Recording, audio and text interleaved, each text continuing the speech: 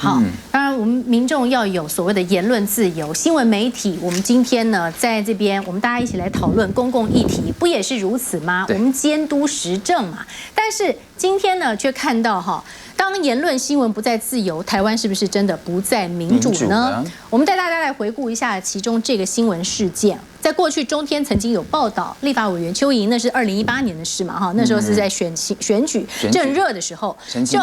喊着大家卖离亏哈。大打悲情牌，遭到 NCC 后来是罚20万元，因为那时候说啊是卖离亏啊，没离亏啊，NCC 当然最后他们的决定就是裁罚啦，20万元。那么后来中天也提告，结果呢，在经过法院的判决，我们看台北地院是判中天胜诉。好，那其实我要讲的这个重点是，这个判决书里面它有引用一个大法官他的一段文字，对，那这个里面有提到哈。在有完整的新闻自由，民众才可以享有不受政府拘束、完全开放的新闻资讯。目的是发挥监督政府、防止政府滥权的功能。而其中来看一下，这是林子怡前大法官哦。是。那么他呢，其实里面所提到的这一段话哈，也被引用了啊，就是这个判决也有提到，新闻媒体必须免于国家干预，免沦为政治利益的工具，使它成为社会公器，使新闻媒体能够提供没有被政府影响的资讯。给社会大众是啊，这个是林子怡大法官的论点啊哈。那想要问一下律师，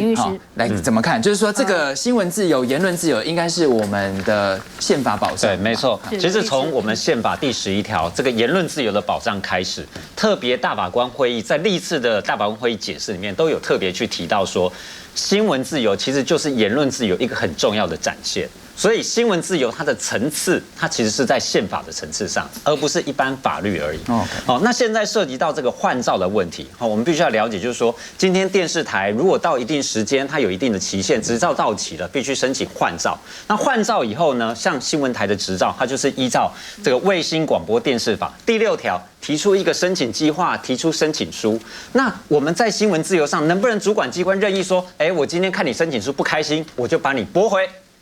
让你没有办法继续能够取得执照，能够继续来播这些电视，不行。它只有在法律上面第10条的规定，例如说你今天是不是公司的负责人，有刑事责任啊，或者是你根本没有足够的营运资金来经营你这个电视台，我们才能够驳掉。那另外还有一个规定，就是说如果有危害到国家安全啊、善良风俗啊、社会秩序，类似这种。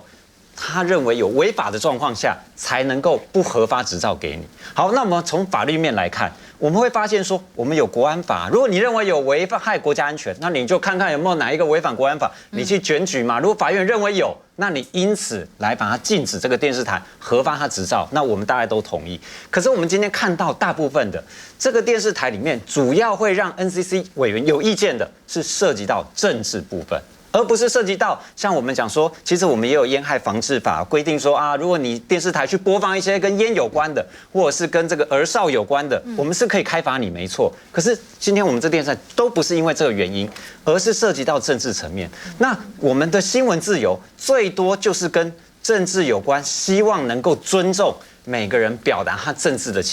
这个声音的部分。啊，像泰戈尔讲一句很这个经典的话。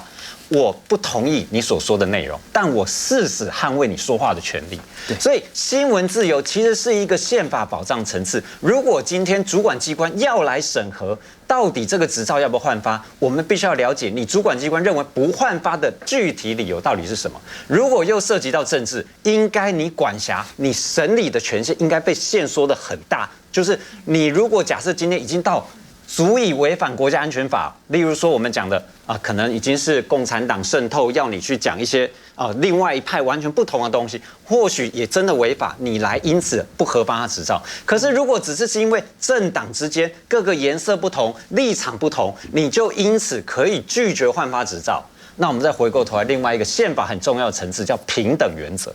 如果你今天我们讲，你今天 NCC 不只有管电视台，你也管了很多广播频道，你可能也管了电信的执照。那我们知道也有很多的频道跟其他的这个媒体，它可能也是某一个颜色非常非常重的。那为什么你 NCC 核发执照给他，却对另外一个颜色就不核发执照给他？那我们会认为这也违反了平等原则。所以从法律的角度来看，我们是认为说，如果我们站在法律的角度来，是应该要尊重这些新闻自由电视台里面的声音的，而不是因为电视台的声音不一样，就因此可以拒绝换发执照。那哪一天政党轮替了，那又一样的看法，那又有另外一个颜色的声音，就全部电视台被消灭了。这是不能够这样因人设事的。是啊，阿扁总统昨天就说哈，政府会更迭啦，但是呢，新闻的价值哈，这是民主价值的真谛啦哈。是啊，尤其呢，这个民进党不是坚持就是新闻自由吗？是不是都忘记了这些老师们曾经说过的话哈？是怎么说呢？这个是苏俊雄前司法院的大法官，他教过谁？陈水扁前总统、马英九前总统以及蔡英文总统都是他的老师。三任总统老师，他怎么说呢？他比较讽刺是，他首创了听证会的制度，并且纳入了审议会的委员会的组织办法当中。结果这个听证会就是中天新闻10月26号也要进行所谓的听证会啦。那他当时也有讲到说，包括了新闻媒体必须要确认所发表的资讯是真实性的，而且可能会造成未于发表言论而产生所谓的寒蝉效果，要避免寒蝉效果。另外还有谁呢？许宗力，他是现任的司法院院长，蔡总统提名，而且当年他因为曾经担任过司法院的一些相关的委员，所以呢，他能不能再担任呢？其实蔡英文是独排众议，就是要提名他，代表呢，他其实非常挺这个许宗力。他也说呢，不能过度的干预言论自由。台湾社会已经不是民主化或社会多元刚发展起步的新生了。另外，陈新民他也是大法官哈，保障新闻自由，使媒体能够履行其宪法秩序所赋予的任务。应该横着的，就是行它的行业特色啊，对，你要看它的行业是什么样的特色，所可能带来的高度风险，来给予适度的减压。所以媒体这个行业，新闻这个行业，它也有它的特色，所以是不是你也应该适度的给予减压呢？1位、2位、3位、4位，而其中这一位还是教过3任总统的老师，曾经说过的是，新闻媒体你确认发表资讯的真实性，不要有所谓寒蝉效应啊。许宗力那也是蔡英文力挺的，对，那他们都这样说，那如今呢？来暐瀚。其实现在的氛围啊，大家你去网络上看看哦，我看到最近也开始在做这些民调，艾普罗有做的民调，如果这个中天新闻台被关的话啦，就是说我们昨天已经讲了一些这个前提跟一些过程了，大家应该了解的哦，可以调一下昨天的影片再来看哦。那昨天讲过，我们今天就不讲了。如果最后是换照不成功的话，在这边民调出来了这边哈，你看，来。民众会觉得他对新闻自由是一个伤害，政者强迫中天台关门，你会不会觉得伤害台湾的新闻自由？会的是62.9%，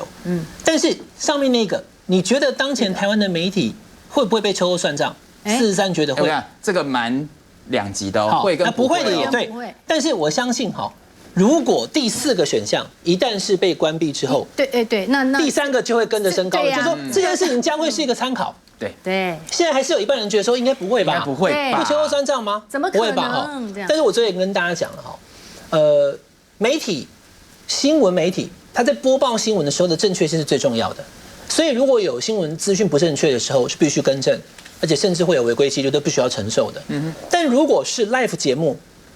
它的过程当中不是新闻台所去设计，比如说我们今天是在录影的节目当中，我明明讲了一个完全错误的讯息，主持人也没有制止我，对，然后最后也都播出，那这样的话，你可能就要去检讨你们那个整个制作团队怎么回事，好，那这个是确实可以检讨，但是 NCC 的这些委员们，我也不想太过责难，因为他们好像不太了解新闻媒体的实务，他不知道是怎么样，live 的现场。阿贝亚来开讲的，你怎么知道他下一句讲什么？说不定他连3字经都骂出来了，那要罚吗？如果他突然裸露了呢？你就看去世界各地在踢足球的时候，常有足球流氓全身脱光冲进去，那也不是主办单位希望的啊，那怎么办？那么多人在看啊，小朋友不要看了，对不对？但是他这边一直跑，跑得很快，跑得比足球还快，追不到，没办法，因为你无法控制它是 live 的。那这种状况之下的时候，这个新闻台有立刻做更正，有立刻把那个影片下架，还不够。还要开罚，那是当时的状况。可是现在我必须讲哦，政治层面跟实务层面来讲，政治层面其实就是我昨天说的，重点在蔡总统。总统可以跳出来跟大家讲，好，就是违规的部分要改正，不满的部分呢可以大家讨论。但是台湾不能只有一种声音，不关新闻媒体。可是你在实务上来讲的话，因为过去已经我昨天讲了那么多的例子，已经造成开罚事实了。很可能到最后它会变成是一说啊，我懂啊，你的违规记录这么多啊，我们就只好这个把它关掉。可是你就要倒回去讨论那些违规记录是不是有针对性跟公平性。同样出现了，比如说以前我在新闻台，我有时候当主管，我写标也会写错字。对，有时候这个2万写成2000万，现场已经聚会已经2000万人了，会不会有这样？有啊，常常有啊，各台都有。可是各台都有，各台都更正，各台也都检讨，但是有的台被罚，有的台没被罚。所以这就是公平性跟针对性的问题。那显然这是有针对性的。我也知道 NCC 他也有回复很多媒体，就是说，哎，那为什么天空的这个凤凰展翅罚40万嘛？因为那个时候是网络上有人讲凤凰展，那赖清德他现在已经是副总统了，那个时候刚刚宣布接阁揆的时候，哇，他是万里之子，他是新北之光啊，天空有巨龙红光，你去看那个时候至少6、7个媒体都这样做，他为什么没有罚？你是说啊，没有人检举啊，所以倒回来这就不是新闻专业了，这又是政治了嘛，因为支持蓝支持绿的还有民众各自都有，那媒体也确实有偏蓝偏绿，然后确实也有一些这个对于这个角度取舍的不同，所以这就是编辑政策。我昨天所讲的福斯电视台、川普台，对不对 ？CNN 川黑台专门在骂的，他们有哪一台会因为今年美国总统选举之后被关台或者怎么样？不会，这才叫民主国家。所以我才讲说，如果以现在目前的这样的民意来看的话，其实主事者确实要去关注这个议题啦。那当然我也不是说不能检讨，对，有错的部分还是应该要被检讨。但是如果拿政治的因素凌驾到新闻专业，这个民调在最后的结果出来之后，一定会有很大的变化。